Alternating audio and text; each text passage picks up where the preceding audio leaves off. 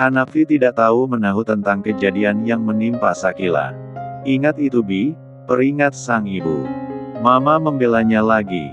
Suara Abi meninggi. Mama bicara fakta, Abimanyu. Mama pikir kamu tulus sama Arini. Karena itu Mama dukung kamu, akan berusaha untuk membujuk Oma Hayati. Tapi, kalau hanya tujuannya kamu hanya ingin membuat Hanafi sakit hati, Mama tidak membenarkannya. Aku memang mencintai Arini Mama. Aku hanya berusaha mendayung semaksimal mungkin, dan 2-3 pulau akan bisa aku lalui. Aku dapat Arini, aku juga bisa membuat Hanafi sakit hati. Pakai otak dan hatimu kalau mau bertindak Bi. Kamu salah langkah, kalau Mama boleh peringatkan. Kamu pikir Hanafi selemah itu, bisa kamu sakiti. Mama yang kenal jauh sama anak itu, tegas Mama Liana. 3 tahun mereka bercerai. Kalau kamu pakai otakmu untuk berpikir, harusnya Hanafi hancur, kalau seperti yang kamu katakan tadi. Nyatanya, dia baik-baik saja bukan, sampai sekarang. Mama lupa. 3 bulan setelah akta cerai mereka ada, meresmikan perceraian mereka. Hanafi sampai masuk rumah sakit. Itu hanya sakit biasa, kalau kamu mau tahu, Bi. Mama Liana benar-benar tegas mengatakan hal itu. Lalu, 1 tahun yang lalu. Untuk apa dia selalu mendatangi psikiater, kalau bukan hampir depresi karena Arini? Dia begitu, bukan karena pekerjaan, Ma. Tapi karena Arini, kalau Mama mau tahu, jelas Abimanyu, yang sudah mengorek sedikit banyak tentang Hanafi. Bermodal kata sepupu jauh, yang ingin memberikan kejutan hadiah ulang tahun Hanafi, sebab prihatin dengan keadaan Hanafi kala itu. Abimanyu berhasil mengorek informasi tentang Hanafi. Hal itu yang membuat Abimanyu penasaran, siapa sosok mantan istri Hanafi. Dan dia tidak menyangka, jika memang mantan istri Hanafi benar-benar memesona. Pertemuan tak sengaja dengan Arini, membawanya semakin penasaran dengan kehidupan Arini pasca bercerai dengan Hanafi. Fakta mencengangkan, saat Abi tahu, Arini memiliki anak dari Hanafi. Yang sama sekali tidak diketahui Hanafi, maupun Oma Hayati. Awalnya, Abimanyu ingin menyembunyikan tentang Faira, sebab ia tak ingin sampai Hanafi tahu. Tapi kokohnya pendirian Arini, ia terkadang harus berpura-pura membujuk Arini, untuk memberitahu Hanafi. Padahal Abi tahu, kalau Arini benar-benar ingin menyembunyikannya. Aktingnya sangat bagus, yang sanggup membuat Arini dan Wina tak bisa membaca gelagat dan siasatnya. Kalau saja hari itu tidak ada Oma Hayati di rumah Mama, aku sama Arini sudah menikah. Semuanya salah Mama, kenapa harus mengundang nenek tua renta yang sudah bau tanah itu, amuk Abimanyu, menyesali pertemuan mereka hari itu.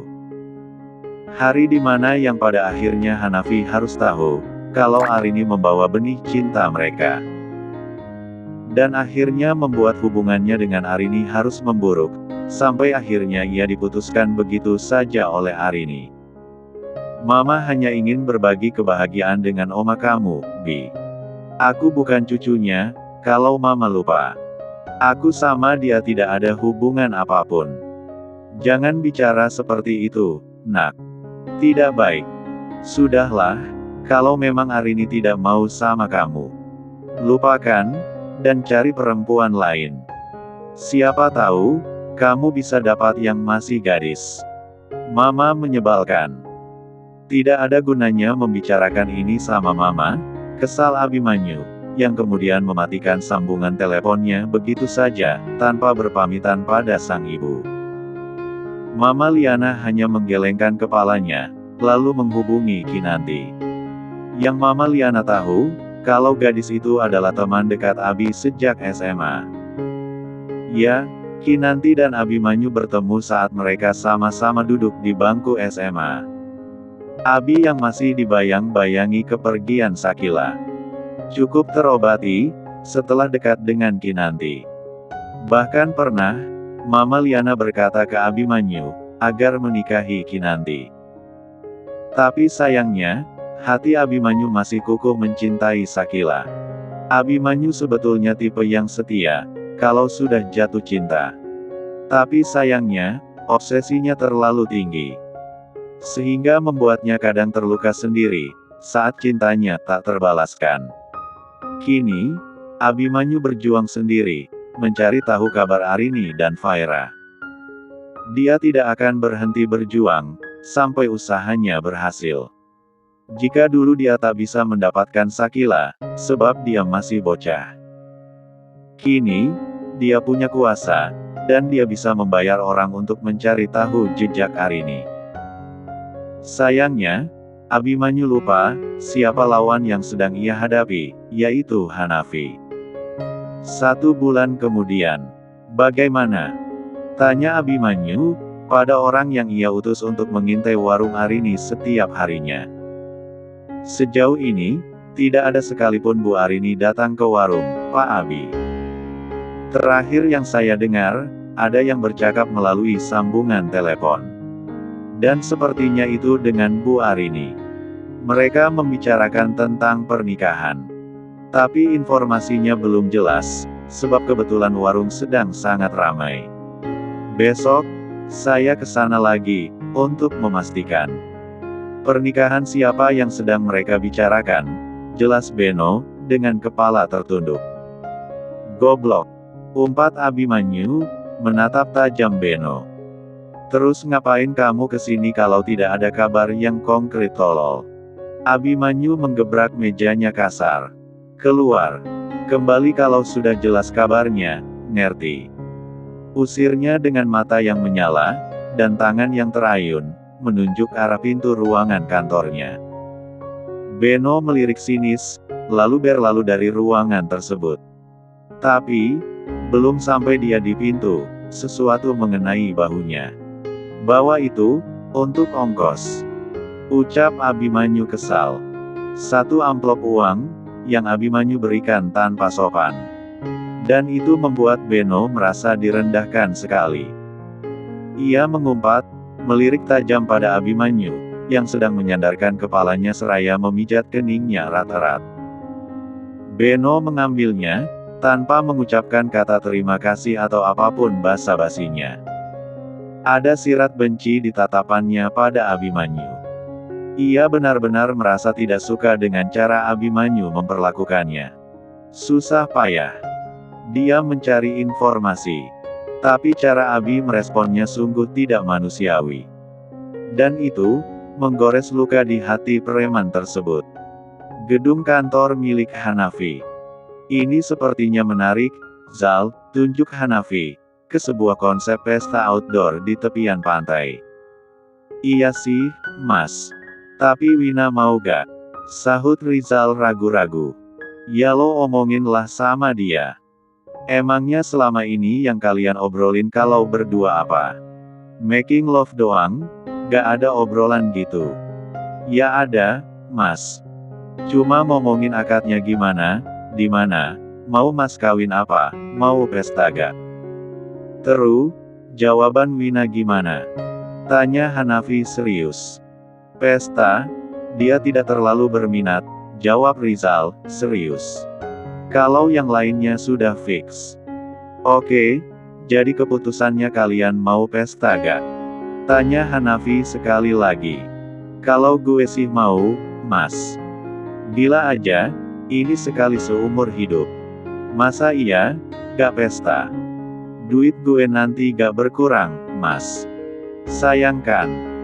Sahut Rizal, menirukan bahasa Hanafi, yang biasanya diucapkan padanya. Songong lo, jawab Hanafi, menabok bahu Rizal kuat-kuat. Ya iyalah, dompet gue gak pernah tipis Mas. Secara, bos gue crazy rich. Gaji gue, kalah dong kelas presiden mah. Kalau gak dipakai, yang ada bos gue tersinggung nanti. Hahaha. Bagus-bagus, lo harus terbiasa hidup royal kayak gue, Sal. Jangan lupa berbagi, Itu kunci utamanya. Pesen oma gue itu, yang selalu gue inget. Iya, Mas. Gue inget selalu. Makanya itu, ortu gue senengin dulu, adik-adik, saudara. Baru orang lain. Sip. Jadi, maunya di mana ini? Apa mau di Bali? Obrolan mereka terjeda, saat ponsel Rizal berdering, dari satpam depan. Rizal mengernyit, sebab tak biasanya satpam sampai menghubunginya. Ada apa? Tanya Hanafi, melihat perubahan mimik wajah Rizal. Pak Bowo telepon. Tumben banget gak? Sih. Sahut Rizal, menghubungkan panggilan masuk tersebut. Iya, Pak. Ada apa? Tanya Rizal, tanpa basa-basi. Ali panggilan video, Mas. Penting. Rizal semakin mengernyit, mendengar permintaan satpam kantor itu. Tapi Rizal tahu, semua yang bekerja dengan Hanafi, semuanya militan. Jadi, dia percaya, dengan satpam tersebut. Rizal akhirnya mengubah panggilan ke video. Dan sekali lagi, alisnya bertaut, menimbulkan kerutan di dahinya semakin kentara. Orang ini maksa pengen ketemu sama Mas Hanafi, Mas. Dia bilang, ada hal penting yang ingin dibicarakan sama Mas Han. Tapi saya ragu, ujar Pak Bowo, tegas, dengan tatapan yang begitu tajam. Gambar masih terhalang gerbang yang masih tergembok. Dan Rizal mengingat-ingat, siapa orang tersebut. Sayangnya, memang belum Rizal selidiki. Berikan ponselnya padanya, Pak. Biarkan saya yang bicara, ujar Rizal kemudian. Pak Bowo memberikan ponselnya pada tamu, yang sudah setengah jam membujuk dan memaksanya untuk mempertemukannya dengan bos besar perusahaan tersebut, yaitu Hanafi. Saya mau ngomong sama Pak Hanafi. Kenapa jadi Anda? Ujar orang yang Rizal lihat di ponsel Pak Bowo. Saya kaki tangan orang yang Anda cari. Sebelum bertemu dengan beliau, Anda harus bertemu dengan saya dulu. Layak atau tidak Anda bertemu dengan bos besar kami? Itu melalui saya. Mengerti? Sahut Rizal dengan suara yang tegas dan tatapan dingin mematikan. Saya tahu, Anda pasti Pak Rizal, asisten pribadi Pak Hanafi, yang terkenal sadis dan dingin, balas lelaki itu, dengan percaya diri. Bagus kalau Anda tahu. Ada perlu apa Anda menjadi bos besar saya? Jawab Rizal, masih dengan suara bassnya yang begitu dingin.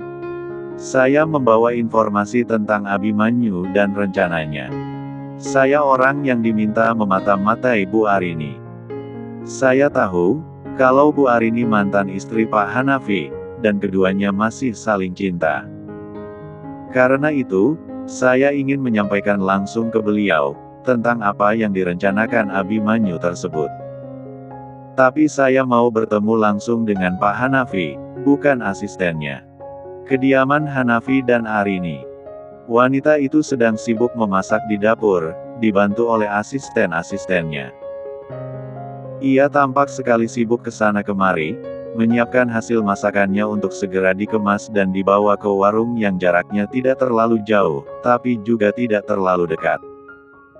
Bu, ponselnya nyala itu, ujar Mbak Iyah, ke Arini. Oh, terima kasih Mbak, sahut Arini, segera mendekat, dan ada panggilan masuk dari Wina. Halo Win, sapa Arini, seraya mengambil tempat untuk ia duduk. Mbak, jadi pengumumannya dari kapan ini? Tutup warungnya? Tanya Wina serius. Kalian mau akadnya kapan? Tutup pas akad, pesta, sama sehari sebelum dan sesudahnya saja, Win. Iya, kemungkinan akhir bulan ini, Mbak. Rizal lagi membahasnya di kantor sama Mas Han. Belum nemu tempat buat pestanya. Tanya Arini. Rizal terlalu banyak kasih pilihan. Bingung gue, sahut Wina jujur. Di rumah saja kalau bingung.